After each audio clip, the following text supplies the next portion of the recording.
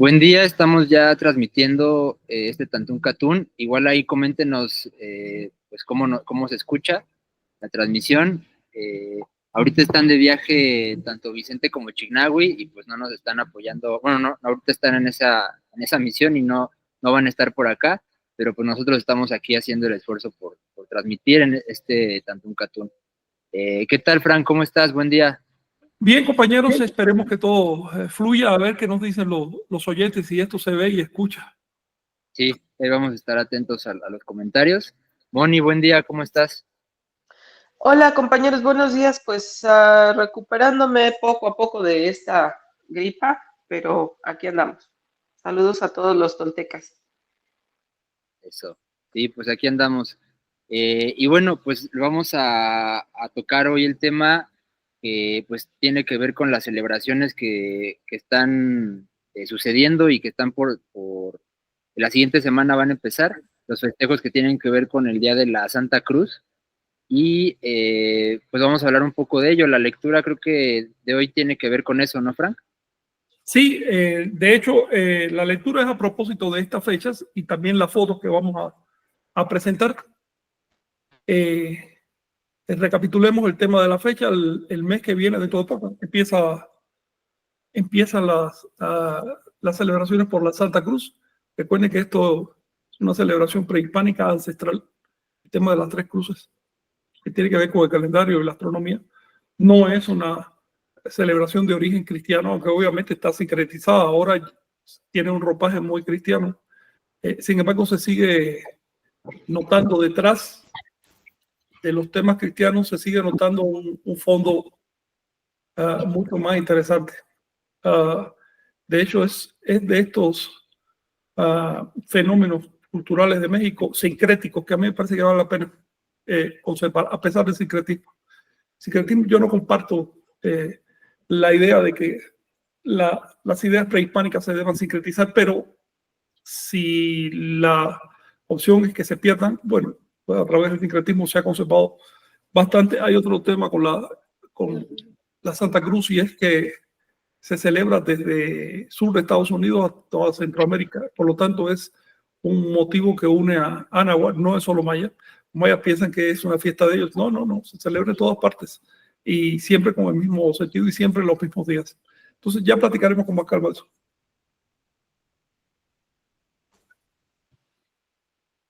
Así es, pues igual pues para introducir un poco la sesión del día, les mandamos un saludo allá al Temazcal que está en la comunidad de Tenasdá.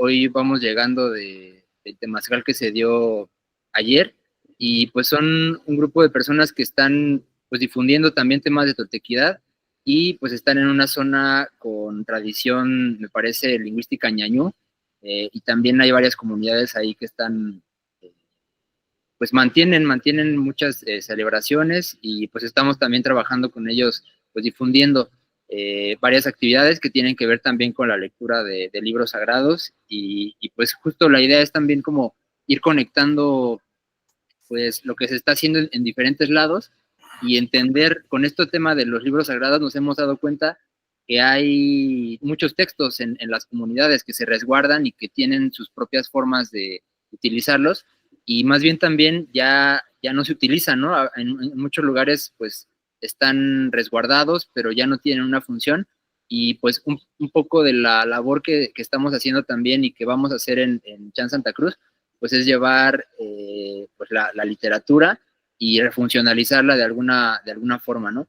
Y obviamente pues estos dominicales, estas emisiones de Tantún Catún, pues tienen que ver con eso, ¿no? Con dar a difundir, ¿no? La literatura sagrada, conocerla y pues sobre todo también, entre más conoces algo, pues más lo comprendes y más apto te encuentras para compartirlo, ¿no? Entonces, pues es como una invitación a que se conozca para que también pues se difunda en otros lados, ¿no? Y no verlo nada más como que es en la zona maya o en la zona nahua, o sea, no es una visión local, sino más bien es una visión pues civilizatoria, cultural más amplia, ¿no? Que pues es por lo mismo que es más amplia, es más compleja y pues es un reto también que tenemos, ¿no? La complejidad de la sociedad y de la cultura, pero pues en la práctica es como se va entendiendo mucho de esto, ¿no? Por eso pues vamos a compartir el espacio con esas comunidades, ¿no? En esa zona de Querétaro, para en la misma práctica pues irnos pues, llenando de conocimientos, nutrirnos como comunidad y pues nos da gusto que haya este tipo de iniciativas por allá también. Un saludo por allá que seguramente al rato nos van a... Ya que mencionas el tema de la literatura, finalmente es lo que nos convoca a los dominicales, lectura de textos sagrados de Anáhuac. Ya que lo mencionas, te quiero decir que una de las cosas que me ha sorprendido es lo siguiente. Tradicionalmente en los ámbitos antropológicos y etnológicos se dice que las comunidades son muy reacias a mostrar sus textos sagrados. Pues bien, las pesquisas que estamos haciendo como Iglesia Tolteca han demostrado que no es que las comunidades sean reacias, es que tienen total desconfianza con las instituciones culturales estatales, gubernamentales, partidistas generalmente. No solo vienen a investigar la cultura, sino también vienen a expandir una visión occidental del mundo. Y las comunidades saben que esa visión occidental las está extinguiendo. Entonces, en la experiencia que hemos tenido, las comunidades están deseosas de comunicar sus textos sagrados. Hola, Jenny. Lo que pasa es que no han encontrado cauces de respeto, cauces de dignidad. Gente que le dé a sus textos sagrados el mismo aprecio, el mismo afecto que ellos les dan. Las academias han llegado a buscar esos textos como si fueran objetos arqueológicos que después encierran en un museo. A veces lo traducen, cuando lo traducen es una cosa pésima. Por supuesto, nunca se les ha ocurrido devolver esos textos a los pueblos, no físicamente, sino en cuanto a su significado literario, su significado cultural e ideológico.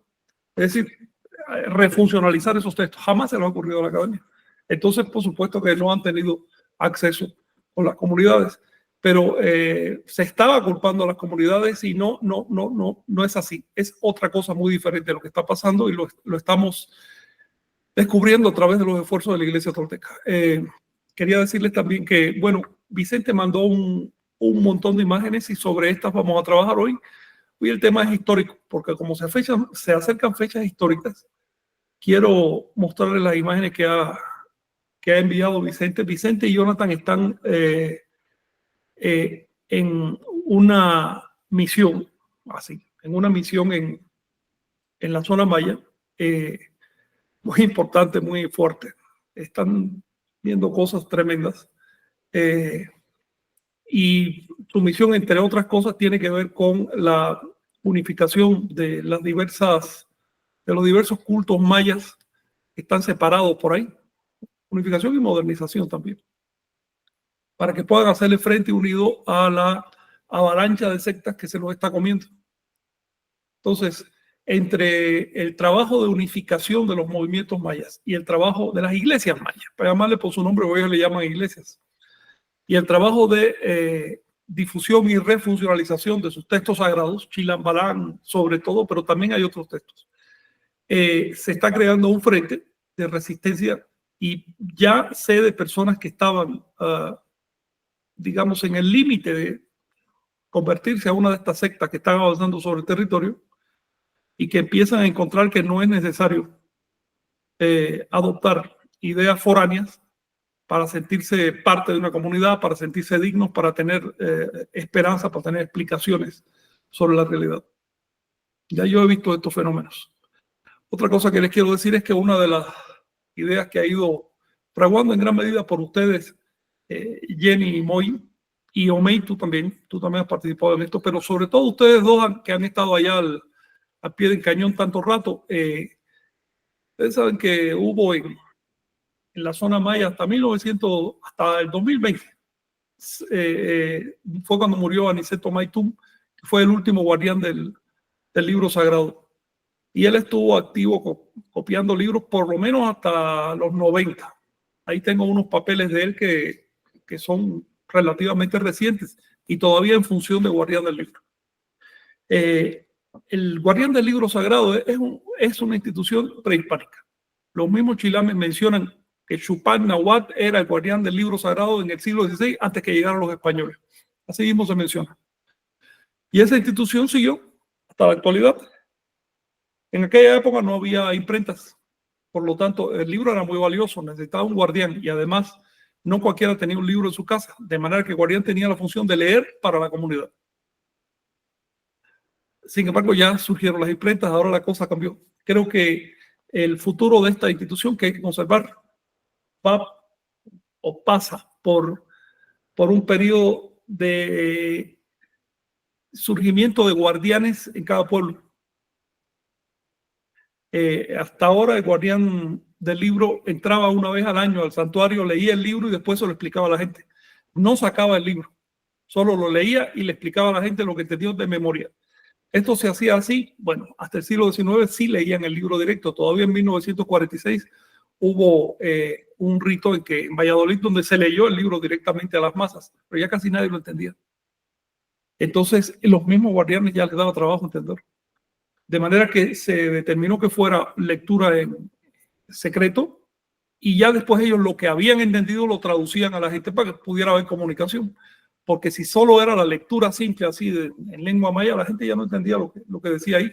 El maya, como el náhuatl, como todas las lenguas de América nativas, en 5 siglos sufrió lo mismo que el español en 1000 años. Es decir, hay una gran distancia y ya casi no se entiende. Entonces, parte del rescate de la literatura también es rescate de la lengua. Si quieres rescatar una lengua, empieza por su literatura, porque si no tienes un vehículo para que la gente pueda ejercer la lengua, leer, informarse y agarrar un nivel culto, pues de nada vale que des las clases, se olvidan, no son prácticas. Ahora, la idea que estoy analizando, que finalmente ha ocurrido en la práctica gracias a ustedes, es el renacimiento de los guardianes del libro.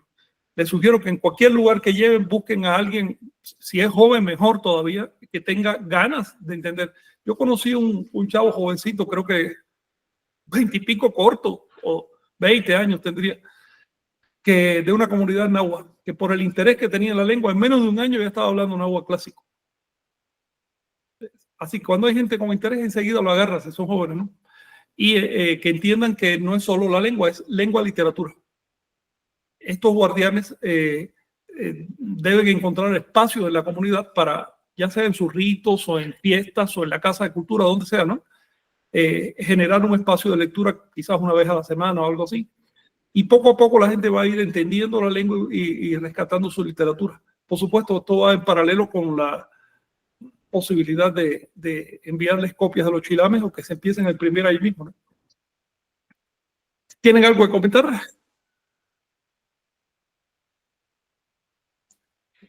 Por ahí vamos a activar el audio. Sí, que está muy impresionante y sí es una idea pues, de la que andábamos pensando. Como, claro, está en el aire. Chicas. Sí.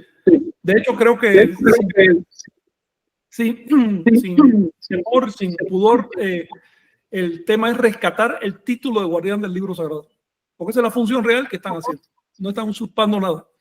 Y ese título existía y ese título no debe desaparecer. Ahora los compañeros, una de las misiones que tienen es platicar con el hijo de Maitún a ver si él tiene el depósito de ese título o cómo ha quedado de esa institución, quién, digamos, organiza eso o rige eso a nivel de todo el territorio maya, y si está vacante, pues nosotros mismos asumimos y empezamos a difundir. Sí. Pues entrando en materia de hoy, se acercan las fiestas de la Santa Cruz o de las 3 cruces, de las Santas Cruces. Son 3 por una razón astronómica que ahora veremos. Recuerden que a la cruz también le llaman la Junticu, que quiere decir 13 divino, o divino 13 o 13 dioses si quieren. Y la razón es que hay un vínculo entre el 3 y el 13, no solo matemático, sino también teológico.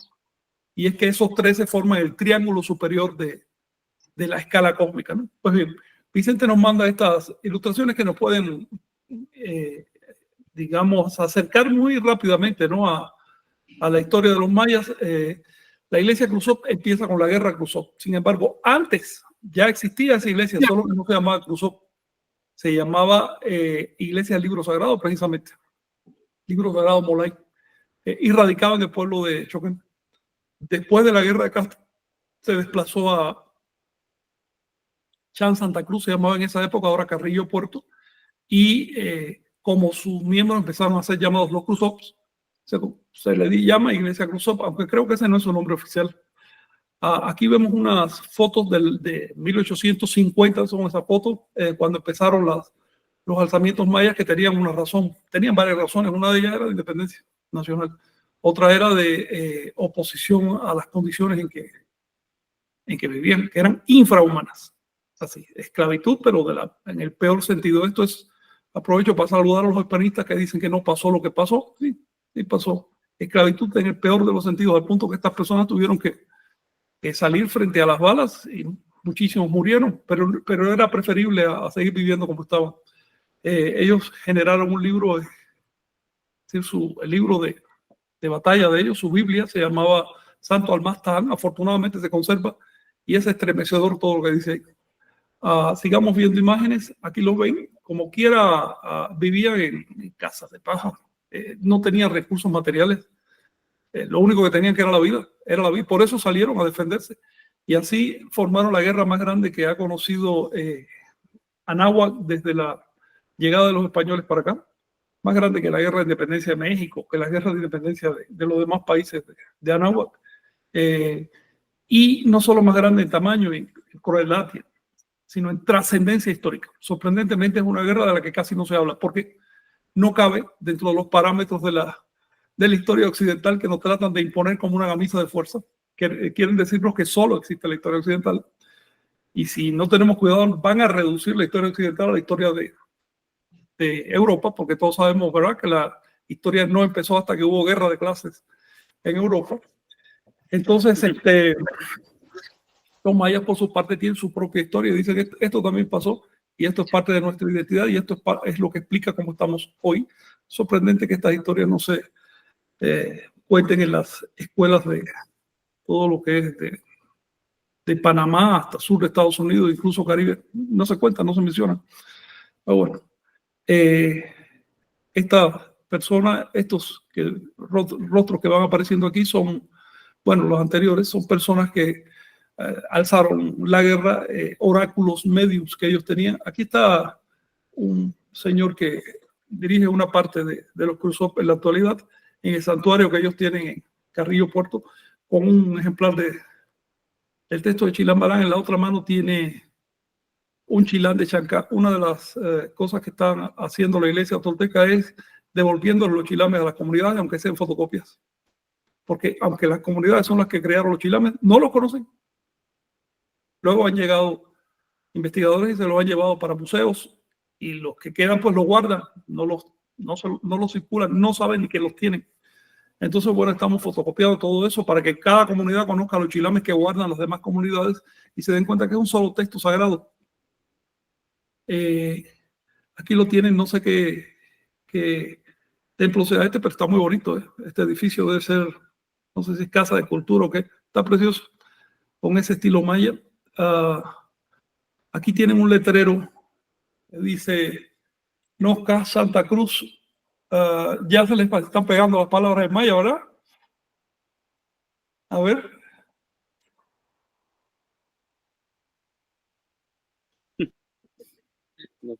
Adelante, adelante.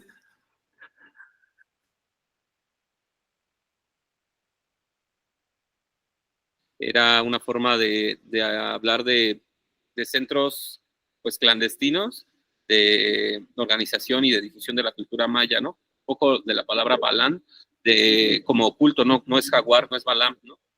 No como un oculto. No, pero aquí está hablando específicamente de un sitio que se llama así, Balana, la casa del jaguar, la casa de los celotes. Arriba dice la gran ciudad de Santa Cruz, gran ciudad para los parámetros del área, de la cruz parlante, porque allí, digamos, hubo una reaparición de las cruces. De eso vamos a hablar en la lectura de hoy. Y al reaparecer las cruces, pues dinamizaron a esta gente y habla de los fundadores de la cruz parlante, que fueron José María Barrera, Manuel Nahuatl y Juan de la Cruz. Una cosa importante que deben tener en cuenta los que nos escuchan, se dice en la historia que la cruz parlante era un objeto de madera que hablaba milagrosamente. Esos son cuentos, los mayas no creen eso. La cruz parlante era Juan de la Cruz, un señor que entraba en estado estático y pasaba mensajes. Es decir, no es que creyeran que un pedazo de madera habla, ¿no? Entonces vamos a salir de esas imágenes tontas que tenemos de los pueblos nativos americanos. Si quieres saber lo que ellos pensaban de la cruz, gánate su confianza con buenas acciones y pregúntales. Si vas como turista y le preguntas, te va a decir cualquier cosa. ¿Okay? Entonces, este señor, estoy mencionando aquí, sí se ve este señor, Juan de la Cruz, fue el que transmitió a través de unos oráculos convertidos después en cartas y luego en sermones el libro Santo Almastán o las santas palabras de consejo. Almaz en esa época quería decir entre consejo y órdenes. Hoy ya solo significa platicar, Almastán, platicar, conversar, transmitir, pero en esa época quería decir también ordenar y aconsejar de manera con autoridad.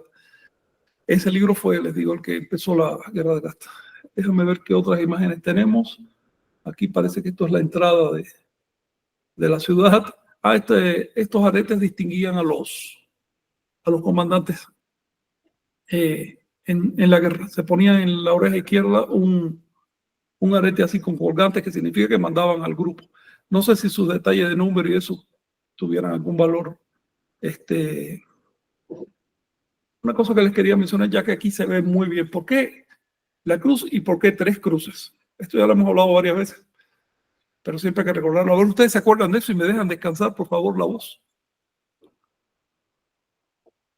Pues según lo que también hemos corroborado, es que normalmente en las comunidades tienen esa disposición organizativa de 3 pueblos, de 3, o sea, siempre como que se distingue. Ajá, son exactamente, sí, son como nodos, digamos, de comunicación que se interconectan. Y digo, si nos vamos con códigos más abstractos, ¿no? Simbólicos, pues tiene que ver incluso con la percepción, ¿no? Con la percepción y formas de organización social. Eso es lo que el padre Olmo llamó tríadas infernales. Le llamó así a la organización anahuaca. Como no era igual que la de los europeos, les llamaban infernales porque no las podían penetrar, no sabían cómo funcionaba. Sí, y está vivo, es lo que hemos ido notando también, inclusive en la construcción de ciertas iglesias tienen también 3, ¿no? O sea, se corresponde como visualmente con este tipo de símbolos. Y también justo... ¿Por qué la cruz? ¿Por qué una cruz? Es el árbol de Tamuanchan también, ¿no? Porque un árbol, esas son sus ramas. Y específicamente, ¿qué significa el hecho de que sea una cruz? Porque no solo es un árbol con ramas, es también una perpendicular. Ese es un cruce. Y aquí es donde entra el tema de la fecha. Astronomía, ¿no? También. Claro, no solo adora la cruz, ¿cuándo? El 3 de mayo juliano, que equivale al 13 de mayo gregoriano, que es cuando el sol pasa por el cenit. Cuando el sol pasa por el cenit durante unos minutos, sus rayos son completamente verticales, de manera que no echan sombra. Por lo tanto, entre la superficie de la Tierra y el Sol se establece una cruz. Pero ustedes dicen, ¿y la otra parte? Pues la otra parte sigue para el otro lado, no la vemos. ¿Ves? Es desde el Sol arriba hasta el Sol de medianoche y la Tierra en medio. Eso pasa ese día. Y ese día, en tiempos del calendario juliano, era el 3 de mayo. Se quedaron celebrando el 3 de mayo por costumbre, aunque astronómicamente hoy está ocurriendo el 13 de mayo. Así que si ellos hicieron la ceremonia el 13 de mayo, podrían añadirle al rito el tema de las sombras y las luces. Por ejemplo, esperar al momento justo en que no haya sombra, como se hacía antes, ¿no? Y ahí celebrar las cosas, como tienen 10 días de fase, ya eso no lo pueden hacer. ¿Sí? Creo que también se corresponde con la Trinidad, ¿no? Porque al final establece el punto medio, que es la Tierra o es el centro, y el sol de mediodía y el sol de medianoche, y la Tierra, ¿no? O sea, el palo horizontal de la cruz separa la cruz en dos pirámides, una para arriba y una para abajo. Es el rombo que representa el cosmos en las cosmovisiones de América. No solo acá, en todo lado de América el rombo es la cosmovisión, porque una pirámide para arriba que se ve y una pirámide para abajo. Recuerden que pirámide para ellos significaba estratos, órdenes, escaleras, terrazas. Es decir, un orden hacia arriba y un orden hacia abajo, es lo que quiere decir. ¿Y por qué 3 cruces? Sí. justo también la bandera que tienes atrás tiene que ver con eso, ¿no? Veo que también tiene la misma disposición de niveles, Pues ¿no? esta bandera, te voy a decir, es una, digamos, creación reciente de los años 60 a partir de motivos antiguos que llegan a tiempos prehispánicos de la zona andina. Representa un tema importante para la cosmovisión y la religiosidad andina, que es el arco iris. Y tiene también otras 1000 funciones. Finalmente, esta idea de disponer los colores en cuadros para representar escalones, es decir, el ascenso del sol por latitudes, es algo muy, muy común en la iconografía andina, pero ya como bandera representativa de toda la zona. Eso surge en 1967, creo que un profesor fue el que dijo, vamos a usar este motivo como bandera.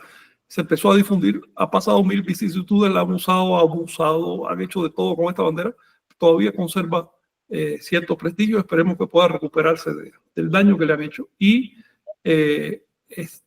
realmente llegó a significar el movimiento de un pueblo. Por eso unos compañeros del sur me la regalaron y me parece muy bien usarla como saludo a ellos, ¿no? Como saludo a lo que está ocurriendo en el sur. Volviendo al tema de las cruces, ¿por qué 3 cruces? Bueno, porque son una representación de 3 momentos astronómicos, ¿no? Es un recorrido que hace el sol, que no viene siempre en el cenit, ¿no? Por eso solamente es en esta fecha de mayo, ¿no? Porque va siguiendo un trayecto del sol hacia el sur hasta llegar a un extremo y luego regresa, ¿no? Así es. Fíjense que el hecho de que el sol pase por el cenit, no en el solsticio, sino en otro día del año, nos dice que no estamos viviendo en el trópico, sino un poco abajo, o que por lo menos la cosmovisión se originó un poco abajo. Y justamente esa diferencia es lo que permite establecer la otra caída del paso cenital. Son 2 pasos cenitales del sol al año. Su eje es el solsticio. Así que si el primero pasa, no sé, 100 días antes del solsticio, el otro va a pasar 100 días después. Y así, según la latitud en la que esté. En el caso de la latitud del calendario, y aquí entramos ya en la cosa calendárica, el primer paso cenital es 80 días antes del solsticio, el segundo 80 días después. En el primer paso cenital se carga, toma nombre el año civil, en el segundo paso toma nombre el año profético. Ambos son juegos, ¿no? Contrapartes. De manera que año civil y profético se van traslapando, se van mordiendo.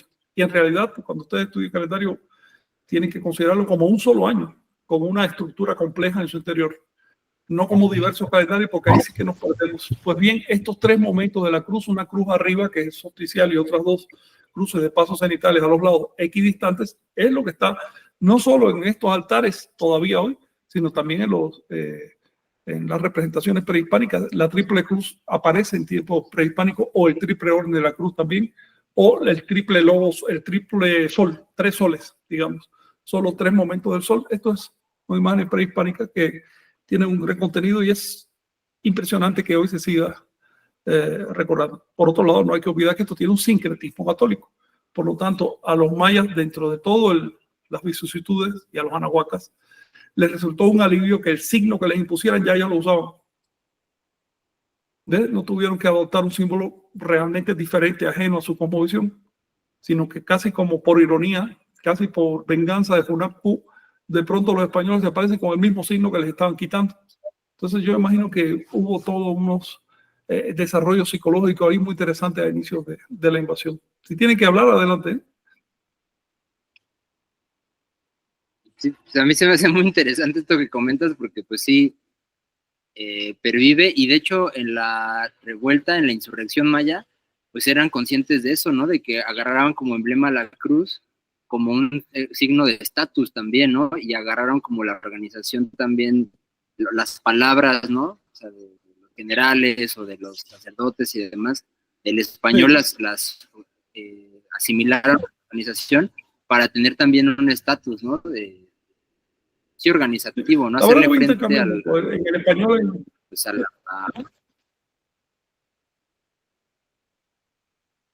Sí, platica. Oye, hay como un retardo, ¿no? En la comunicación.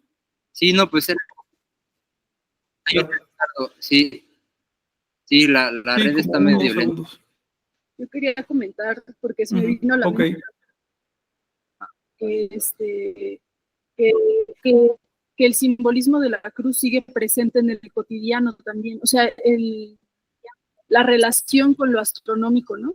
Porque, por ejemplo, en San Juan Chamula nos contaban cómo la gente más vieja y quien conoce, los jóvenes que conocen, por ejemplo, se persinan 3 veces a la salida del sol. Se persinan 3 veces al mediodía cuando el sol está en el cenit y se persinan 3 veces cuando el sol se oculta. Sí, A la medianoche no. Entonces se persinan en 3 momentos del día, claro. 3 veces cada vez, así en la cara. Y pues sí, tiene que ver con el sol, Interesante, ¿no? ¿eh? Sí, manejando este número Sí, 9, que sí, también está importante conserva todavía esta para como hoy. relación pues, con el sol, la cruz y el sol, ¿no? Sí, de hecho, Estos cuando tres elementos. sí, oye, me sí, disculpan si los corto, pero estoy oyéndolos bastante mal, ¿eh? ¿Ustedes me escuchan bien? sí. Sí, bueno, Y déjame bueno, adivinar. yo creo que Cuando se asocia sí la me dio. cruz con el 3, cuando se asocian los números 4 y 3, estamos aludiendo al total de la cosmovisión. El 4 Sí, alude al corte horizontal y el 3 al corte sí, vertical. sí, Entonces se está aludiendo al total de la cosmovisión.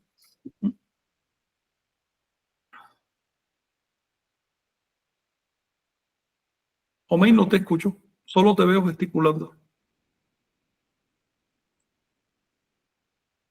No, no los escuchamos. Sí.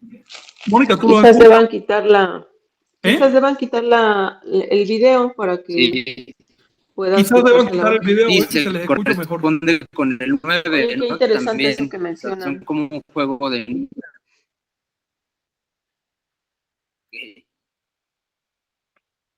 Yo creo que hay que pasar a la Pues yo meditación no los mejor. escucho.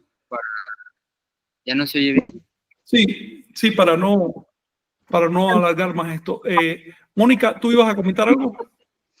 Sí que es muy interesante cómo este manejo de símbolos tan sofisticados eh, oculten información muy amplia, muy valiosa. Sí, No, son no se prácticas puede que traducir de manera permanecen, que superficial. nos compartieron ahí las personas.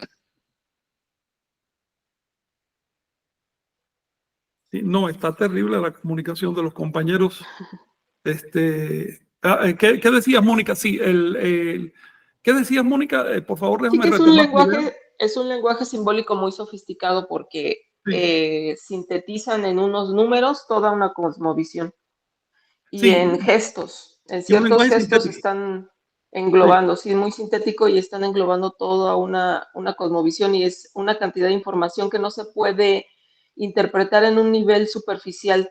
Se requiere pues el trabajo que has hecho de toda la vida para poder encontrar esas claves. Está muy interesante, ¿no? Y sí. nuevamente, yo no me canso de repetir, esto es indicio de que era una cultura bastante sofisticada, muy intelectual y que no tiene nada que ver con la versión que nos han dicho. O sea, esto tira abajo todas esas versiones de que eran salvajes y que eran primitivos. Y la Claro, verdad es que no hemos llegado a ese nivel de lenguaje nosotros. Por sí. eso no lo entendemos. También es una Pero bueno, lección para quienes se dedican a la antropología, a la etnología, a quienes van con las comunidades, de no menospreciar, de no minimizar la importancia de lo que le están diciendo, incluso si son cosas sincréticas o cosas que a primera vista parecen caprichosas. Hay información detrás. En los años, ¿qué será? Todavía hasta los años 90 se desarrolló un tipo de antropología que más vale ni mencionar, pero les quiero decir un detalle porque hizo mucho daño. En esta antropología lo que importaba eran las relaciones económicas entre los pueblos, y si acaso un poco su política, no importaban las manifestaciones espirituales, ni religiosas, ni nada, les pasaba por arriba. Sé de, por ejemplo, algunas investigaciones que se hicieron arqueológicas en Teotihuacán y simplemente tiraron los fragmentos de mural porque esas eran superestructuras ideológicas supersticiosas que no valía la pena investigar. Hubo un señor incluso que se dedicó a recoger fragmentos de mural y a recomponerlos, y gracias a eso después se pudo hacer el Museo de Murales de Teotihuacán. Estoy poniendo las cosas muy exageradas, muy estilizadas, ¿no? Pero más o menos durante décadas tuvimos que sufrir la idea de que la realidad de la sociedad consiste en las tensiones entre clases y las relaciones económicas. ¿Ok? Sin menospreciar esos hechos. Hay muchísimos otros hechos en una sociedad. Una sociedad sigue existiendo, no por eso, sino por los deseos de transmitir una revelación al futuro. Y eso es lo que vemos en las comunidades mayas y de otros pueblos nativos que siguen aferrados a símbolos que a veces ni ellos mismos entienden, pero saben que es importante transmitirlos, porque llegará el momento en que se puedan entender y reflejan conocimiento de otras épocas. Tener la humildad para callar la mente, no ir con una interpretación occidental atolondrada con lo que te dicen las academias, a ver a las comunidades, poder escuchar lo que dicen. Y después la intuición para empezar a empatar los cabos, ¿no? y sacar el conocimiento positivo. Eso es fundamental para poder tratar con el pasado de Anáhuac. Sin eso, les pasamos por arriba. El ejemplo de lo que les estoy diciendo y de cómo funciona esto que les estoy diciendo es el hecho de que estamos rescatando las literaturas sagradas de los mayas, así, simplemente porque fuimos como ministros de una iglesia, simplemente por eso. Eso es lo que le faltó a las academias durante décadas, tanto tiempo consumiendo recursos, tan poco resultado, porque no tuvieron la humildad de escuchar al prójimo. Pues bien, hoy vamos a tener una lectura y si no tienen objeción, quiero compartir aquí el texto y pasamos ya porque se ha ido el tiempo. ¿Empezamos con la meditación? Sí, pero me gustaría ver si los compañeros ya tienen comunicación. A ver, si oye, ¿nos oye? Sí, te escuchamos bien. Ok, nos vamos a acercar, pues sí, hay que empezar con la meditación y nos vamos a acercar ahorita más al módem, a ver si mejora un poco la señal. Pero sí, aquí andamos todavía. Ok. Pues escuchamos bien. ¿Cómo no? Moni, ¿podría conducirnos en el silencio mental? Claro, claro. Recordar nada más a nuestros amigos toltecas que este ejercicio es una inducción a la meditación, es decir, a través de ciertas indicaciones voy guiando para que entremos en ese espacio.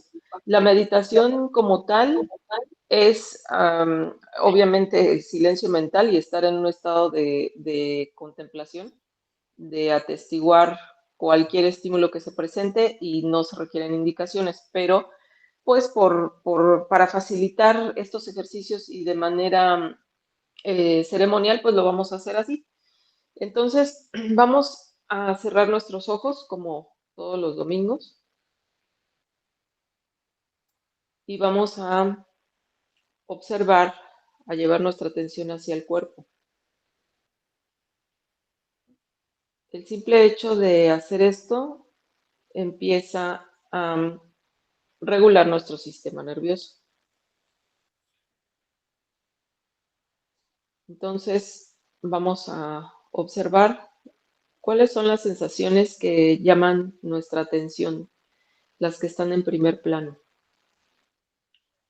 Vamos a observar si el registro que tenemos es a nivel mental, son ideas, pensamientos, conjeturas, o es a nivel físico, puede ser alguna sensación en el cuerpo, algún dolor. Y vamos a acomodar el cuerpo para que nos facilite este ejercicio.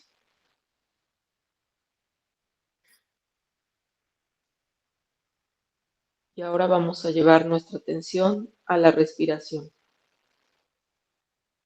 Nota cómo está.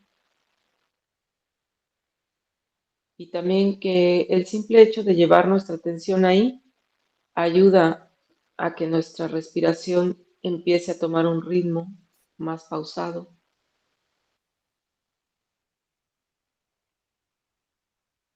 Más cómodo. Y nota si percibes alguna huella a nivel emocional.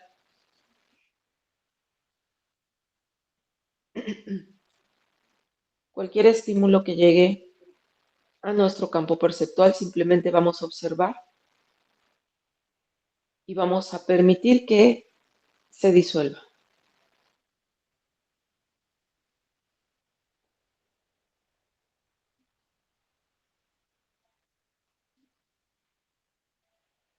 El nosotros permanecer en un estado de atención, pero al mismo tiempo de gentileza, contribuye también a darnos cuenta del impacto que tiene nuestra actitud, nuestra conducta hacia los demás. Mientras más gentiles somos con nosotros mismos, más atentos, esto en algún momento se va a reflejar en el afuera, en la interacción social. Entonces, tomando en cuenta esto, vamos a empezar desde nosotros mismos a practicar estos ejercicios y sin expectativas, sin intenciones, simplemente es tomando conciencia y responsabilidad de nosotros mismos. Entonces, vamos a estar unos instantes contemplando todo el movimiento que haya en la mente, en las emociones, en el cuerpo, y en un instante regresamos.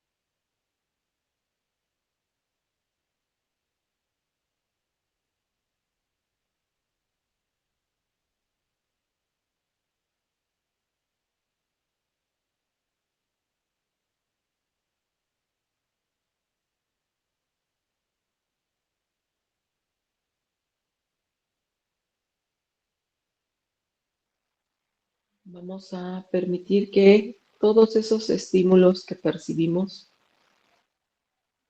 se vayan disolviendo. Si te das cuenta que hay algo que en particular atrapa tu atención, simplemente deja de prestarle tu atención, tu energía, tu intención. Pues en este momento es para llevar a cabo el sacrificio, esa ofrenda. Y continúa.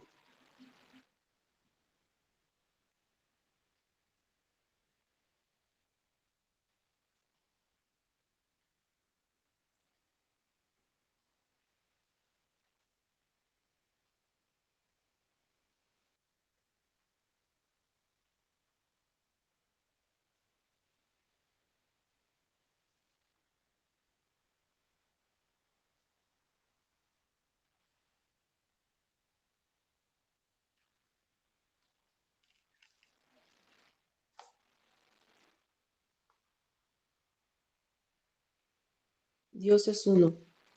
Serpiente emplumada es su nombre. Nada pide.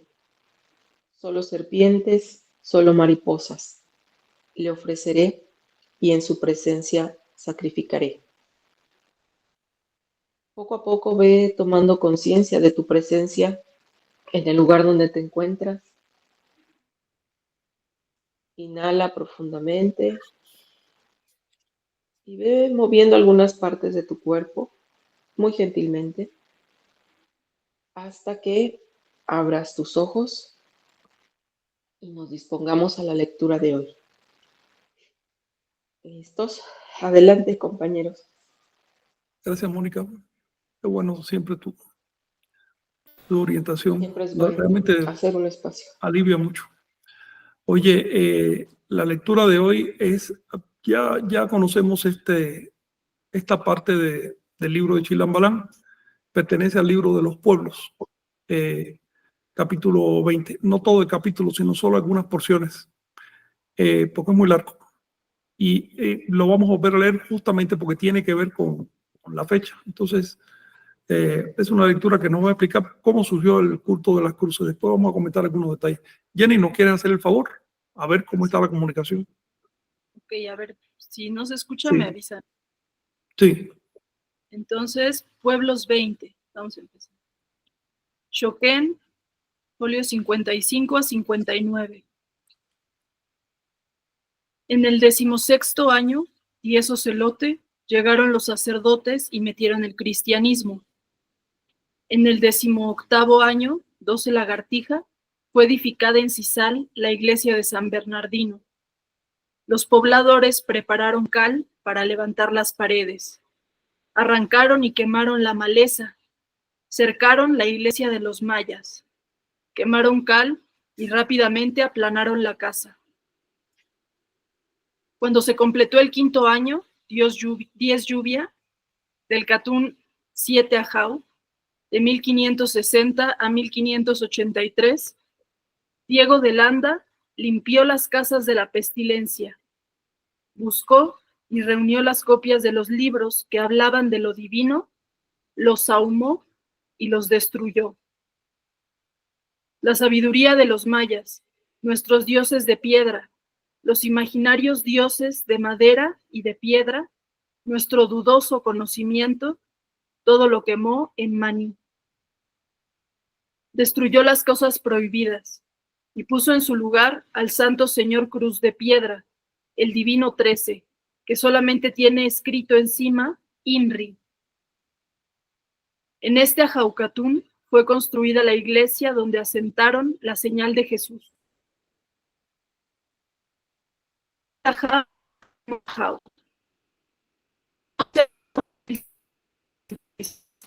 A 1600 llegó la guerra de los Tzárez. Entonces se acabó Tayasal. Jenny, no se ha escuchado lo que dices. A ver si puedes empezar desde el verso 21 otra vez. Sí. A ver si se escucha. Sí. 21. 3 Ajau, 1 Ajau. En el 12 Ajau, de 1656 a 1679, llegó la guerra al país de los Itzáes. Entonces se acabó Tayasal y se acabó el bienestar de los hijos de los Itzáes. Penetró la tristeza y penetró la muerte. En el 15º año de la Jaucatún, 10 Agua, en el Catún 10 Ajau, de 1680 a 1703, los señores vieron en medio del campo otra cruz, junto al Santo Señor Cruz de Piedra, el Divino 13, y sellaron a su sacerdote. 8 Ajau, 6 Ajau.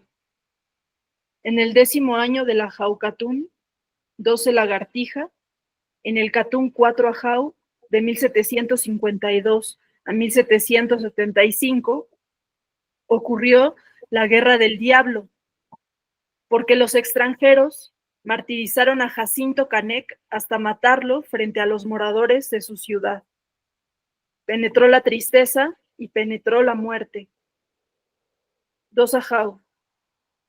En el 9º año de la Jaucatún, 9 Agua, en el Catún 13 Ajau, de 1800 a 1823, sucedió que terminó la guerra contra España. En el año 22º, 1821. Los españoles se fueron y fue enviado un nuevo señor a la tierra. Al terminar esos días, en el año 24 de la Jaucatún, 9 Ocelote, concluyó el 16º pliegue de Catunes y se asentó el 17º pliegue de Catunes. En el Catún 11 Ajau, de 1824 a 1847, robaron mucho tributo, los llamados comedores de anonas y la iglesia. La soberbia del pueblo maya, la soberanía del pueblo maya fue vendida y amordazada por el linaje de los españoles de acá, por los hijos de los españoles y por los mayas ricos. El agua de los cenotes bajó hasta las rodillas de los señores. Nosotros los mayas fuimos a la guerra contra los yanquis del pueblo de Texas. En el 17º año, 13 lluvia, hubo guerra entre centralistas y federalistas. Pelearon los federalistas con valor, repartieron la tierra y cumplieron con las obenciones, utilidades y los pagos a la iglesia. Pero cuando se arqueaba el 23er año de la Jaucatún, 6 agua, dejaron de hacer lo que habían prometido. En la veintena de Estera del año 24 de la Jaucatún, 7 Ocelote, murió en Saquí Manuel Antonio Ay. Los gobernantes robaron a los moradores de Tepich y los exterminaron sin dejar heridos. Los del pueblo de Tepich se alzaron en guerra con Cecilio Chi y Jacinto Pat para proteger de ofensas a la Santa Cruz de Piedra de Xoquén, Chichimilá, Tixhualactún, Tzitnú y Tixcacalcupul. En el primer año, 8 lluvia, del Catún 9 Ajau, de 1848 a 1872, continuó la guerra y la ciudad se escondió en la guada del bosque. En el tercer año, 10 agua, 9 sacerdotes fueron con los guerreros del pueblo para invocar al Divino 13 y entraron bajo tierra con sus rostros vendados. Nada veían. Uno de ellos entró hasta donde estaban la Santa Trinidad y la Santa Cruz de Piedra. Juan de la Cruz Verde se alejó de los discípulos y ofreció todo tipo de semillas y oro en reparación y pago por los pecados. Se llevaron la segunda cruz y la colocaron en la iglesia que está en la guada, para que la otra cruz protegiera a los hijos de los mayas, los protegiera en su camino, en su crecimiento y en sus sementeras. Al mediodía fueron los vecinos de Xoquén a la guada a esperar que saliera Juan de la Cruz Pu. Entonces el pueblo escuchó lo que dijo el patrón Manuel Náhuatl, o Náhuatl, ¿verdad? Sí. A los hijos de los mayas. Muy bien, gracias, Jenny. Lectura histórica que tiene mucho que ver con lo que está pasando hoy. Ahora les comentaré. Si tienen alguna pregunta o comentario, Mónica. Ahora le estoy tratando de asimilar toda esta lectura. Mira, a mí lo que me parece interesante es cómo ellos todavía conservan su fecha o digamos, la datación en sus términos, ¿no? No aluden al calendario occidental, sino a su propio calendario. Eso Sí. se me hace muy interesante. Muy poquitas veces, ¿no?, mencionan el año Sí. Gregoriano, pero la mayoría está en su calendario. En Catunes, esto quiero decirte, era así o fue así hasta fines del siglo XX y solo con unos pequeños grupos.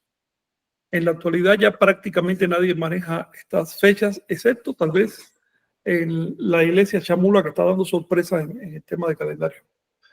Y también me dice Vicente que todavía viven unos señores, son sacerdotes de lo que era la iglesia anterior a las Cruzó, cuando todavía se llamaba Iglesia del Libro Sagrado.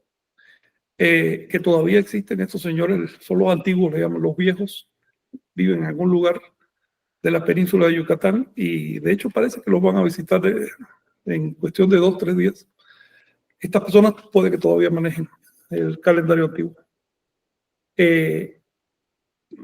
Mira, una de las razones para manejar este calendario es que era práctico, por eso se conservó. No era difícil. Una vez que te aprendes, que sabes de qué se trata, no es difícil. Y que tiene funciones que no tiene el calendario cristiano. Por ejemplo, relaciones con la astronomía y demás, que eran importantes para hacer los ritos. Por eso esa persistencia, ¿no?, del calendario Anahuac. Y por otro lado, estaba tan presente que a veces cuando falta la fecha, En la historia faltan fechas, pero aparece la fecha Nahuaca y podemos reconstruir la historia por ahí. ¿Alguna otra cuestión? A ver, ¿qué te ha llamado la atención? Pues lo que acabas de decir, ¿no? Que nosotros cuando pensamos en las fechas, estamos viéndolo de modo plano, ¿no? Muy lineal, los meses del año, enero, febrero, marzo y los días.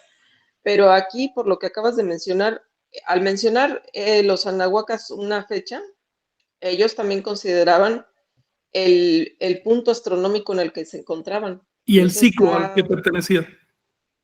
El ciclo ajá, además o sea, tenía valor y sigue teniendo valor muchísima por lo que hemos información. descubierto. Sí.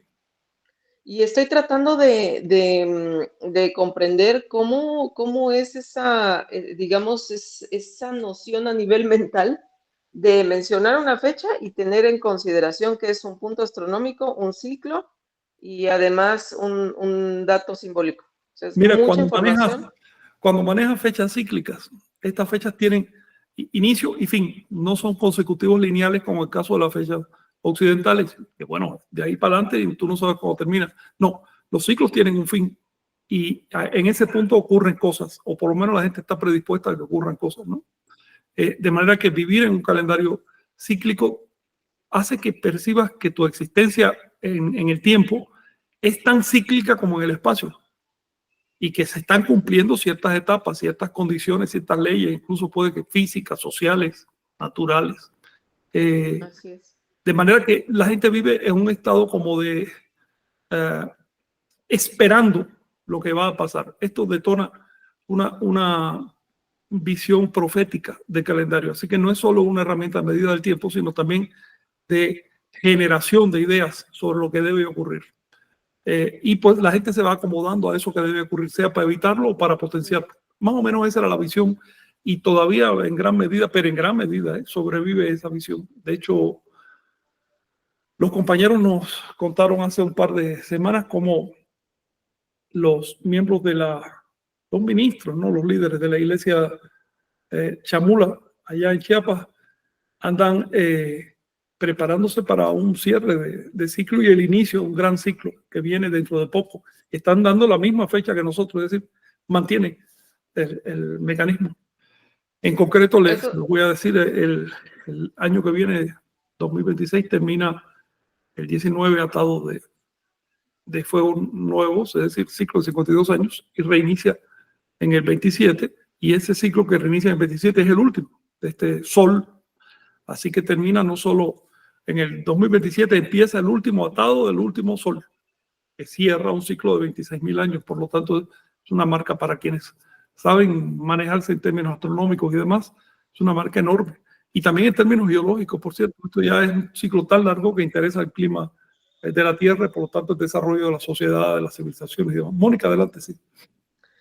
Sí, a mí se me hace muy impresionante todo esto que estás diciendo, porque con este tipo de cognición, o sea, si tenían en mente todo esto, todo lo que representa una fecha, que es muy diferente a la mínima información que nosotros tenemos, daban cabida, digamos, era mínimo el pensamiento mágico y supersticioso. Sí. Nosotros Claro. ahora tenemos una tendencia a darle ciertas interpretaciones mágicas a las cosas y consideramos que una profecía es pensar que algo mágico va a pasar. Va a pasar por capricho Es de un ser decir, sobrenatural. sí, y nuestro calendario tiene tan poca información que entonces estamos buscando información astronómica y la confundimos con la astrología, es decir, la influencia de los planetas en la vida del ser humano, que es pensamiento mágico.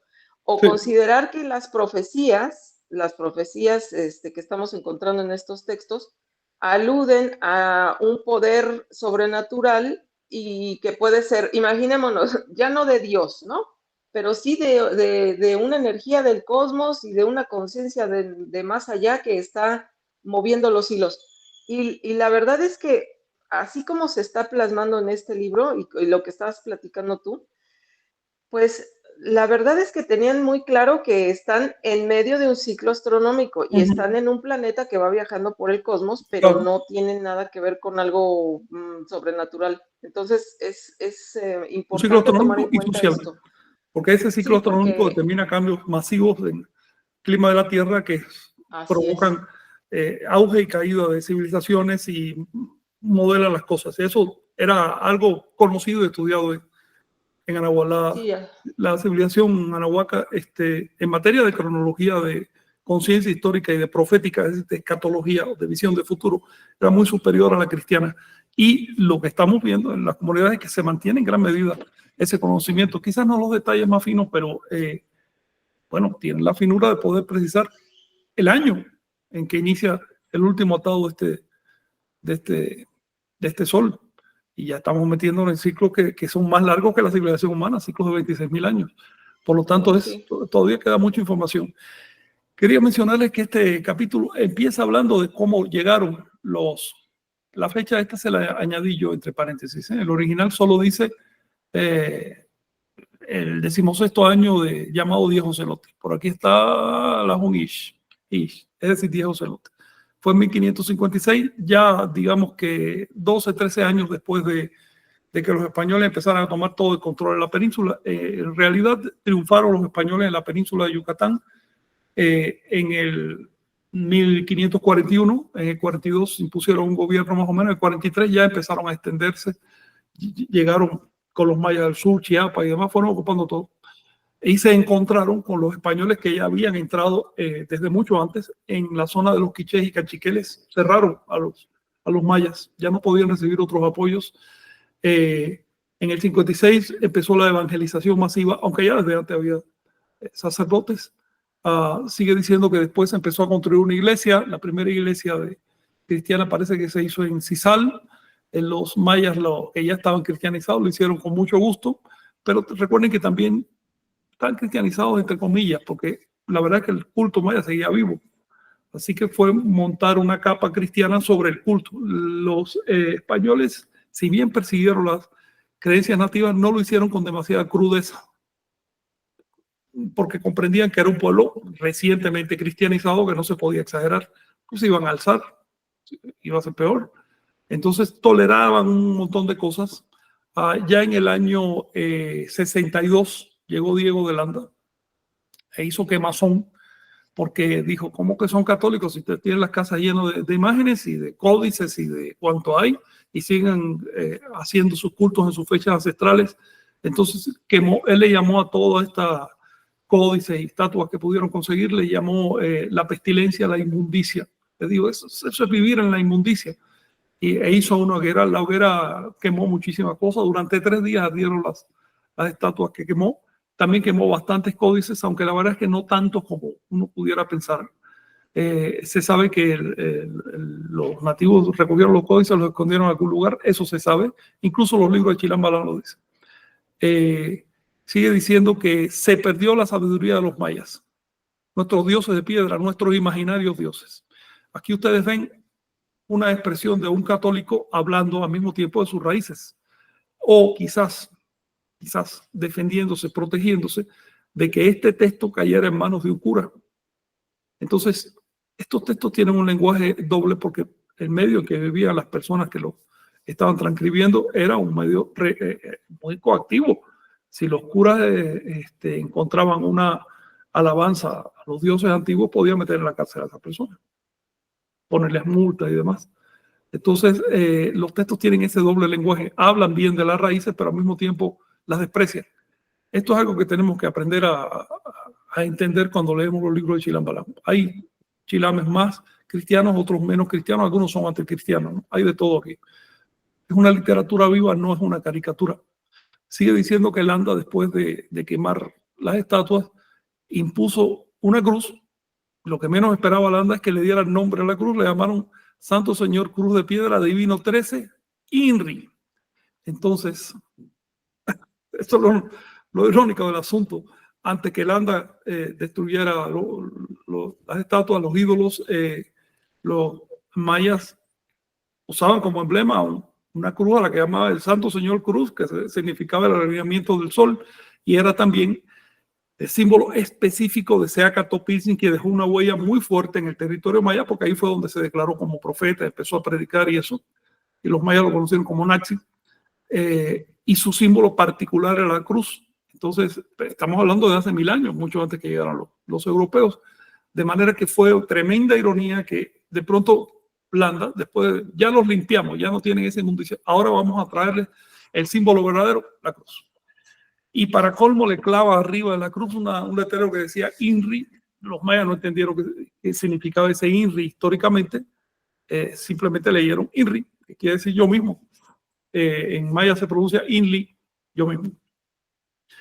Entonces, por supuesto, yo mismo, el Divino 13, Oslajúnticu le sigue llamando hasta hoy. También le llaman Señor de Piedra Verde o Cruz Piedra Verde, porque verde quiere decir resucitado, renacido o de color central. Recuerden que el alineamiento cenital es justamente el paso por el centro de la Tierra, por el centro de la Tierra, del Sol, y ese centro se relaciona con el color verde, su simbolismo por el renacimiento, ¿no? Por la resurrección. Ay, ¿alguna cuestión más que quieran decir? Ya les hice el relato histórico. Yo sí. ¿Sí? Quiero comentar algo. Mira, aquí, qué interesante es cómo se ha tergiversado la historia y los hechos, ¿no? Que aquí narran en este libro. Porque puede ser que de ahí surja esa comparativa de que Jesús es Acatapiltzin, pero no porque sea un hecho, sino porque lo sobrepusieron al profeta de Anáhuac. Entonces de ahí se derivan leyendas, ¿no? De que Jesús pues aquí estaba y específicamente en la zona náhuatl, Mira, es un problema de percepción. Es un problema de percepción, Moni. Para los cristianos, Jesús y Cristo es lo mismo. Los cristianos no llegan su finura a decir, caramba, pero Cristo es un título griego y se usaba siglos antes, milenios antes de que surgiera Jesús. Entonces, ¿cómo puede ser el mismo? Los cristianos no llegan al punto de decir, el ser humano es diferente del título que le dieron. Una cosa es Jesús, otra cosa es Cristo. Y si son diferentes, entonces ese título se le puede poner a otros, porque no es privativo de Jesús. En cambio, la cosmovisión anahuaca no tenía problema en aceptar ese hecho. Para ellos, Quetzalcóatl, que es lo mismo que Cristo, es un título que puede tener cualquier persona que lo merezca. Y se lo aplicaron a muchas personas. Por lo tanto, ellos veían a Jesús como un Cristo más, no como el Cristo de los cristianos. Luego, ahí ya no se trataba de sincretismo, sino de entendimiento objetivo, profundo, real, de qué cosa es un proceso crístico, un proceso mesiánico, un entendimiento del que carecen los cristianos. Si hubieran venido los hindúes, bueno, hubiera habido un entendimiento total, porque los hindúes tienen el mismo concepto, que el título de avatar le cabe a un montón de profetas, no es privativo de uno solo, ¿no? De manera que en la presencia de Jesús dentro de la religión maya, por lo menos en los primeros, segundos siglos de la invasión, fue más una cuestión de comprensión que de sincretismo. ¿Ves? No le llamaban Jesús generalmente, pero cuando había que dar un discurso público, quedar bien con el cura, pues le llamaban Jesús. Claro.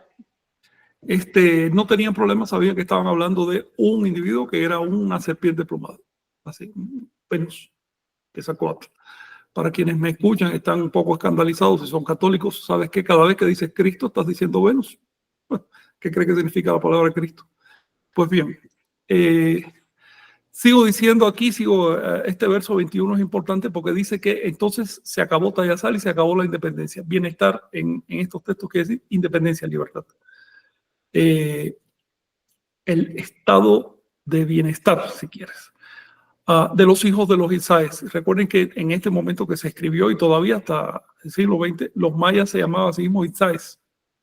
Ese era su verdadero gentilicio. El gentilicio de Maya era solo para los que vivían en el estado de Mayapán. Pero bueno, eso se fue conociendo y se difundió en los medios occidentales, ahora se impuso. Pero antes de eso estaba el estado de Itzá, que era mucho más importante que el de Mayapán, y todos los mayas se llamaban Itzáes, ¿no?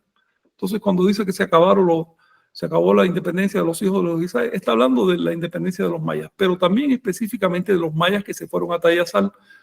¿Quiénes se fueron a Tayasal? Los líderes y el pueblo del estado del Itzá, cuya capital era Chichén Itzá. En Tayasal trataron de hacer una segunda Chichén, y en gran medida lo consiguieron, fue una gran ciudad. Y ahí hicieron un estado independiente que cayó, empezó a ser atacado en el 12 Jau, aquí lo dice, en estos años empezó a ser atacado, pero realmente cayó en el 1696. Fue ya la última vez que pudieron resistir. Después de eso, la colonia impuso un estado de aquí te pongo un administrador, ustedes sigan normales, en lo mismo de siempre, pero te pongo un administrador y un cura para que los vaya educando en la religión. Ellos toleraron eso hasta 1704. Ahí se acabó la rueda de Catunes, empezó una nueva rueda de Catunes y en ese momento se fueron. Si la colonia hubiera conocido calendario, habría sabido que en 1704 iban a hacer lo que hicieron. Abandonaron Tayasal, se fueron a la selva y crearon otras 5 ciudades. Eso es lo que se sabe, pero no se sabe dónde están ubicadas. Y en esas 5 ciudades continuaron su vida libre como un estado maya no colonizado. No se sabe dónde están. Es probable que se hayan llevado para esas ciudades todo el bagaje cultural que tenían en Tayasal, que fue producto de siglos de proceso cultural. Pero bueno, sigue diciendo que, fíjate, 1703, justamente en el momento en que preparaban los Itzáes su salida de Tayasal, de esa zona, en el Catún 10, en el 15º año de la Jaucatún. En ese momento aparece una nueva cruz de piedra, apareció en el campo, y lo trajeron junto a la cruz de piedra que les había dejado Holanda, que se llamaba el Señor Cruz de Piedra, y sellaron a su sacerdocio. Es decir, una se las puso el obispo, la otra la pusieron ellos mismos, y crearon, ahí tenían el eje de las cruces. Así empezó lo que después, con el tiempo, se convirtió en la Iglesia Cruzó, o la Iglesia de las Cruces. Esta cruz se escondió, la que les dio Holanda estaba al público, la otra se escondió. Y se escondió debajo de un cenote. Por eso es que sigue diciendo el relato que cuando la cosa se puso muy fea y tuvieron que alzarse, fueron al cenote a consultar a esa cruz, ¿no? Sigue hablando de cómo mataron a Canet, que trató de alzarse para liberar a los mayas, para que recuperaran su libertad. Después, los mayas fueron enrolados en la guerra contra España. Obviamente, los independentistas, que eran hijos de españoles, eran criollos, lo primero que hicieron fue engañar a los mayas, usarlos.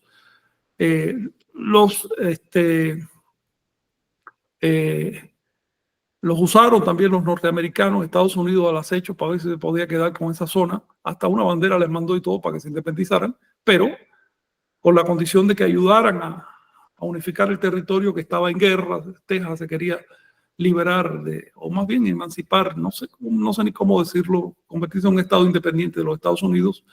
El caso es que después de todo esas peripecias, los mayas se centraron otra vez en su territorio y dijeron, ok, ya los criollos se liberaron, los Estados Unidos se constituyeron, ¿y nosotros qué? Nosotros estamos peor que antes. Sigue diciendo que de los años 24 y 47 hubo demasiado robo de los comedores de anonas. Comedores de anonas fue el nombre de anones, anón, es una fruta, fue el nombre que le dieron a los españoles cuando llegaron al país maya. Los españoles venían con mucha hambre y comieron anones hasta reventar. Y eso impresionó a los mayas porque el anón generalmente no era para los humanos, ¿no? Era una fruta un poco tosca. Entonces le llamaron los comedores de anones. Después que los hijos de los españoles independizaron América Latina, el título le cayó a los criollos, así que para los mayas los que mandan son comedores de anones. Bueno, sigue llamando.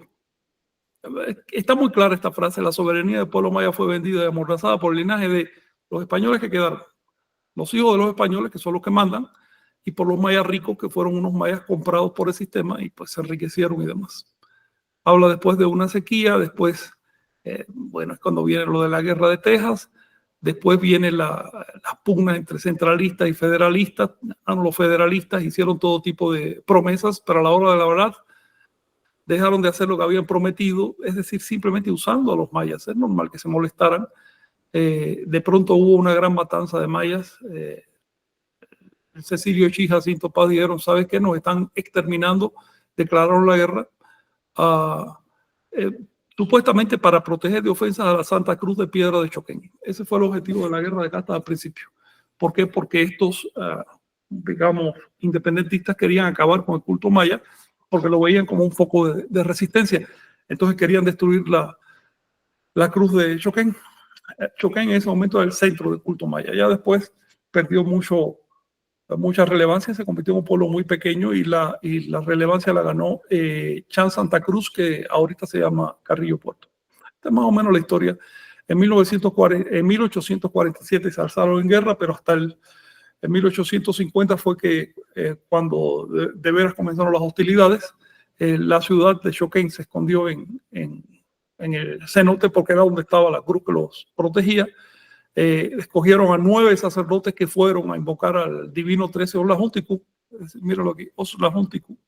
Divino 13 es el nombre que daban a la cruz. Entraron a la cueva debajo del cenote, ahí donde estaba, y se supone que todavía esté la cruz, la auténtica. El que entró fue Juan de la Cruz Verde. Juan de la Cruz Verde fue este señor que hizo una ofrenda. Está claro que la ofrenda no fue que sacrificara a nadie, fue de semillas y oro, como eran las ofrendas prehispánicas, para decirle, oye, si nosotros te hemos fallado en algo, bueno, aquí estamos compensando y discúlpanos por lo que vamos a hacer. Y después de eso, pues, Juan de la Cruz pasó unos mensajes de la Cruz Verde, de lo que les voy a hablar ahora. Y estos mensajes dijeron, ¿sabes qué? Es debido a muerte, así que tienen permiso, vamos adelante. Así empezó la guerra más grande que ha visto México en los últimos 4 siglos. El mensaje que transmitió Juan de la Cruz se conserva, afortunadamente, y está en proceso de traducción y publicación. Es un libro, y este libro le dio sostén a los mayas, funcionando como su Biblia durante todo el periplo de la guerra. Este libro se sabe que existe desde aquella época.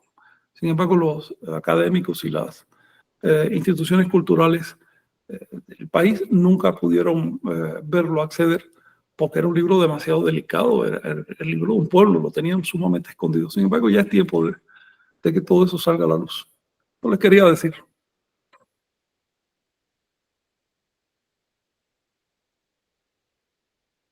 ¿Alguna cuestión?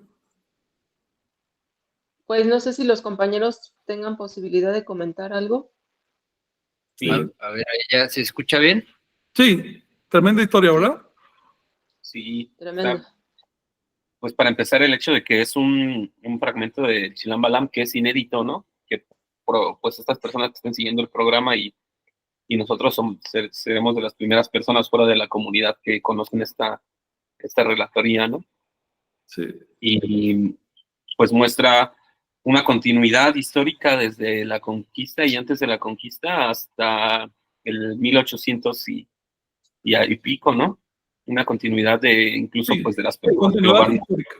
Así, no hubo un momento que se rompiera la conservación de la memoria. Y desde la guerra de casta hasta hoy, por lo que hemos visto a través de los ancianos, esos antiguos que están como escondidos en Choquén, bueno, parece que sigue la continuidad. Yo me quedé frío al saber que todavía estaban vivos. Y pues, por ejemplo, muestra esta dinámica de los chilames de ir actualizando el libro, ¿no? O sea, de ir copiando y actualizando, Sí. ir copiando y actualizando. Y, por ejemplo, algo de las primeras cosas que encontramos allá en la zona maya, en Tulum, hablando con unas personas que de hecho no están tan involucradas ya en la iglesia maya, pero son mayas, reconocen todavía a Juan de la Cruz como su profeta, ¿no? A Juan de la Cruz. Tata 3 personas también se le llama. Tata 3 personas. Y sí. Y también, pues saben que el Almahtán es su Biblia, ¿no? Y así lo llaman los mayas actuales todavía. El Sí. Santo Almahtán. Sí, es algo impresionante todo este asunto y todavía se conserva. Fíjate que una de las cosas que más me llama la atención es que justamente cuando se estaban replegando el estado de Tayasal, cuando se estaba yendo de la zona ocupada por la colonia, es que aparece esa cruz. Por otro lado, todo indica que el pueblo de Choquén era como el vocero del estado de Tayasal dentro de la zona colonizada. Y por eso se llama Choquén las escrituras, porque lo usaban para copiar los textos. Estos textos parece que venían directamente del estado de Tayasal. Y me parece que no es nada accidental que se eclipsan, desaparecen de la historia aparentemente, pero dejan esa cruz y fomentan todo un culto en torno a esa cruz. Yo pienso que el culto Khrushchev es extensión directa y manipulación del culto que había en el estado de Tayasal. Por lo tanto, el estado de Tayasal es el último estado nativo americano libre. Nunca fue sometido por los españoles o por los criollos. Nunca fue sometido. Simplemente no hizo la paz. Es el único estado nativo que queda. Así de sencillo. Y su forma de penetrar en la sociedad colonizada fue a través de los Khrushchevs, a través de la difusión de textos. Fíjate qué lección nos está dando. Y del culto de la cruz. Me parece que va por ahí, de hecho, quiero entender que esta cruz se originó en un santuario que se llama Tizimín, que se llamaba Tizimín, que estaba en Tayasal, y que de ahí fue transmitida a los de Choquén. Y la historia no da más detalles, pero dar más detalles en esa época significaba mandar a la guerra o mandar a matar a personas. Entonces, también hay que ver que la historia por necesidad era bastante oscura. Pero todo esto se va rescatando ahora, se va restableciendo. Insisto en esto para los compañeros, sobre todo estudiantes de antropología. Los estudiantes de antropología les han dicho que los mayas adoraban una cruz parlante. No sean ingenuos. Cruz parlante es el título que le dieron a una persona llamado Juan de la Cruz, y que firmó varias cartas, y pronto las podremos leer en forma de un volumen. Y fue y sigue siendo su profeta, como acaba de decir Moy. Sí, y bueno, todo esto está sucediendo en un contexto de, pues unos le llaman gentrificación, otros le llaman turistificación, ¿no? De las dinámicas sociales. Y es muy interesante ver cómo pues, parte de los textos están muy vigentes, ¿no? O sea, habla uno de que las ceibas se voltearán, ¿no? Y tal cual vamos al monte ahí en Tulum, sí. Y ves literalmente las ceibas volteadas en el camino porque se están construyendo un montón de cosas para los turistas, ¿no? Y vemos también cómo el tema pues implica una permanencia en el territorio, ¿no? Se están siendo desplazados actualmente por el negocio que implica el turismo, y vemos también cómo analizar este tipo de cosas. Hace tiempo, por ejemplo, nosotros empezamos a hablar del turismo patrimonial, ¿no? De que había ciertos enfoques, ¿no? Desde ese punto de vista, donde hablaban de hacer ese turismo en base a los valores culturales de la zona, propios de la zona, ¿no? Pero inclusive ahorita pues, trabajando, compartiendo la información, pues nos damos cuenta que no es tan turístico lo que hacemos. O sea, más allá de verlo como un negocio de turismo, digo que seguramente se van a generar un montón de emprendimientos de ese tipo, pues más bien es hacer comunidad en torno a los valores culturales, ¿no? También en lo personal es algo que me he dado cuenta, y porque nosotros no vamos como turistas, digamos, a la celebración. No vamos como ministro de la Iglesia Tolteca. Exactamente. Sí, implica una sensibilidad, ¿no? Implica una formación, una posibilidad de establecer un diálogo y de entender los símbolos profundos que hay en las comunidades, ¿no? Entonces, esa es la pues clave. también. Esa es la clave de lo que está pasando. Ellos están hartos de turismo. Exacto. Pero de pronto aparece gente que no son turistas, que vienen con otra intención y lo están demostrando. Entonces, por supuesto que se abren, porque eso es lo que están deseando desde hace tiempo, abrirse. No son esos nativos orcos que nos han contado en Occidente, no tiene nada que ver con eso. Exacto. Y por eso se dieron cuenta de esto, y no sé, también se hundió una ceiba y hizo un cenote en Choqué. Eso fue espectacular y llamativo para ellos, sobre todo por el hecho de que poquito antes, acaba de aparecer el libro sagrado maya, empieza a difundirse, en ese momento se hunde la ceiba del centro del pueblo central. Esa ceiba para ellos era el centro literal del universo. A Choqué le llaman el pueblo central, la ciudad central del universo, y la ceiba está en el centro. Y donde antes había una plaza para hacer ritos en torno a la ceiba, ahora resulta que hay la boca de un cenote tan profundo que ya no se ven ni las últimas ramitas de esa ceiba. Imagínate qué señal no han percibido todo esto. Yo creo que eso es lo que está detonando lo que está ocurriendo ahora en ese lugar, en esos lugares, porque son varios pueblos relacionados, pero dejemos que sean Vicente y Jonathan quienes nos cuenten lo que está ocurriendo ahora ya, porque ellos están justo en medio de ese asunto y pues ellos saben eh, cómo hay que enfocar las cosas. Pues sí, sí, es un tema bien interesante. Pues si quieres, igual vamos pasando a leer algunos comentarios de las personas Bueno, que sí, ya pasó el están tiempo. viendo, o si alguien tiene algo que comentar, pues también pueden eh, interrumpir. Bueno, un saludo para Liliana Moto, Paco Cuautitlán, Martín Vázquez desde Tierras Purépechas, Angie Lipasao, saludos a Huacuse Chat, Tolteca, excelente trecena a todos, nos comenta. Estamos iniciando la trecena de uno pedernal, para recordarlo. Ayer fue 13 movimiento, terminamos la trecena de serpiente, y bueno, es como las recurrencias calendáricas, ¿no? Kim Balam, saludos por allá a todos los hermanos toltecas. Luis Mello, Cortina Miguel, comenta ahí unas preguntas sobre alojamiento en Chocamán. Creo que va a haber un recorrido, una visita a Chocamán. Vicente es el que tiene más información de ello. Pues igual él les comentará seguramente a los interesados ahí por la página, pues, de estos datos. Y bueno, saludos a Victoria Paz, que nos saluda desde Amealco, Querétaro. Y pues sí, venimos regresando de por allá justamente. Un saludo para todos. Y bueno, Cortina Miguel pues nos comenta que va a estar en la celebración del Día de la Cruz el próximo, del 1 al 3 de mayo. Saludos a Julio Heines también. Y bueno, ahí nos pregunta cuestiones, Cortina Miguel, sobre Chocamán y sobre, pues sí, sobre todo sobre Chocamán. Saludos a Noé Orozco Segoviano desde Tierras Zapotecas en la bella Huachayac. Espero haberlo pronunciado bien, a toda la comunidad tolteca. Julio Heines es de Chicago, vino a Veracruz para ir al Cerro Sagrado de Chocamán. Y igual, pues ahí le vamos a lo vamos a remitir con las personas que están organizando este viaje, en este caso Vicente. Y saludos a Maclacli 11 Mazat. Y bueno, serían como todos los comentarios que hay al respecto. Y bueno, pues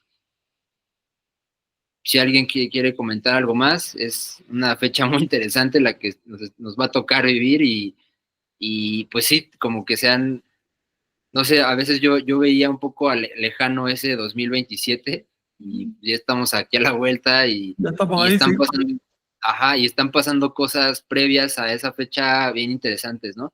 Así es. Omey, un comentario. A Ajá. estos tiempos que estamos viviendo ahora, por su particularidad, porque son tiempos poco habituales, es a lo que se refieren los libros de Chilam Balam cuando hablan del Tatún Katún, del tiempo de la promesa. Los mayas y los anahuacas en general le dieron nombre propio al tiempo en que se cumple la promesa. Y lo menciono porque este es el nombre que tiene todavía nuestro programa. Empezó como Tantún Katún, aunque queremos después separar Tantún Katún del dominical, de las lecturas, ¿no? Pero por lo pronto es lo que tenemos, es el espacio de tiempo que tenemos. Y definitivamente estamos viviendo un tiempo muy especial que nos convierte a nosotros en Tantún Katunop, es decir, en los moradores y hacedores del cambio. Sí, sí, del tiempo de la promesa, como tal es la traducción que utilizamos desde el principio, ¿no? Sí. Y sí, qué bueno que lo mencionas, porque sí hace falta separar el tema de la lectura, que digo, es muy amplio y nos lleva a reflexionar en un montón de cosas, pero también hay otros temas bien interesantes para abordar, ¿no? El tema del hispanismo otra vez, las nuevas cuestiones que están surgiendo, esta cuestión de la disputa, de la guerra cultural que se está dando a nivel global por los distintos pues, enfoques, ¿no? Sobre el progreso, el desarrollo, sí, las ideologías que están en el ambiente y pues que también la toltequidad pues, tiene una postura y tiene una manera de ver las cosas específica, y que nos gustaría también tener un espacio para comentarlo, ¿no? Ahí pues nos vamos a ir después de estas celebraciones y después de esta coyuntura, pues vamos a platicar justo de algún otro espacio para darle cauce a todas esas inquietudes, ¿no? Y pues también lo menciono por las recientes publicaciones que hubo al respecto del tema, pero al final pues tenemos ya una línea de trabajo armada, ¿no? O sea, el recorrido que hacemos a los lugares, la visita, la literatura sagrada, y pues por ahí nos mantenemos, ¿no? Tampoco es que nos dispersemos en las coyunturas que suceden, sino que seguimos trabajando, pero también hay que atender las inquietudes pues del momento, ¿no? A veces. Omeya, creo que es tiempo de decirlo, la Iglesia Tolteca tiene un plan. El plan es lo que queda de este atado, es decir, hasta el 2026 trabajamos en lo posible con los mayas, y a menos que surja algo muy, muy particular, pero a partir de 2027 nos concentramos en la zona náhuatl, que también tiene una grandísima literatura sagrada, y es necesario que la recupere. El objetivo es que al final, bueno, hay otros proyectos, hay otras zonas, pero el objetivo es que al final todas las zonas de Anáhuac se reunifiquen sobre una ideología no hegemónica, pero sí armonizada, para poder enfrentar lo que queda de este siglo, que va a ser duro para todos los que defendemos la causa de las raíces. Yo les agradezco el programa de hoy. En las siguientes 2 semanas todavía vamos a tener noticias a medida que regrese el equipo de Vicente Young, y después que ustedes se vayan como equipo también a otro trabajo por allá. Si se fijan, nos estamos escalonando, porque es que así es como es la cosa, no tenemos tiempo para todo. Luego seguirá habiendo noticias sobre el desarrollo de las actividades con los mayas, pero no descuidar, a ver si hacemos quizás algún programa especial sobre el tema del avance del hispanismo, que empezó siendo una actitud bastante comprensible por parte de los españoles, pero ahora fue comprada por los latinoamericanos, siempre deseosos de vender la patria, por decirlo así.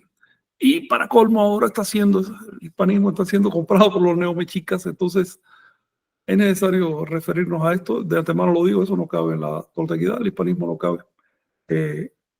Y pues estamos al habla.